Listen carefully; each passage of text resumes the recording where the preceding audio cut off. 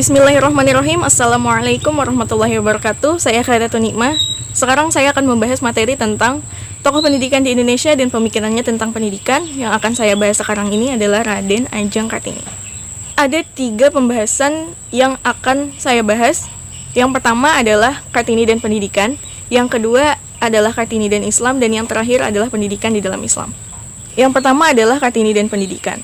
Nah, Raden Ajeng Kartini berpendapat bahwa sumber daya manusia yang berkualitas itu dihasilkan dari pendidikan.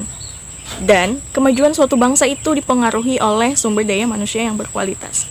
Jadi, semakin berkualitasnya sumber daya manusia yang ada di bangsa atau negara tersebut, maka semakin maju pula lah bangsa atau negara tersebut. Jadi, beliau berpendapat bahwa untuk memajukan suatu bangsa itu dihasilkan melalui pendidikan. Nah, jadi intinya seperti itu. Pembahasan yang kedua adalah Kartini dan Islam.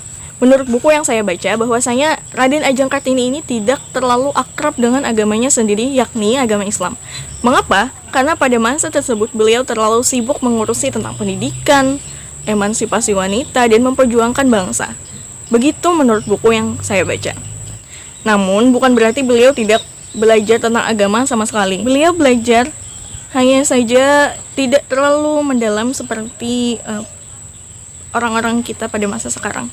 Pada masa itu, kitab suci Al-Quran dilarang untuk diterjemahkan oleh kolonial Belanda.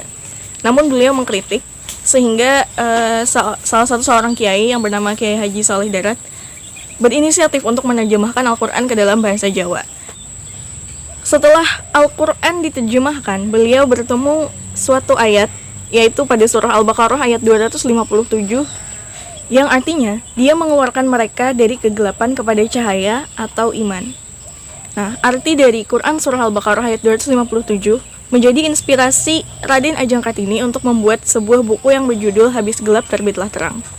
Pembahasan yang ketiga adalah pendidikan di dalam Islam.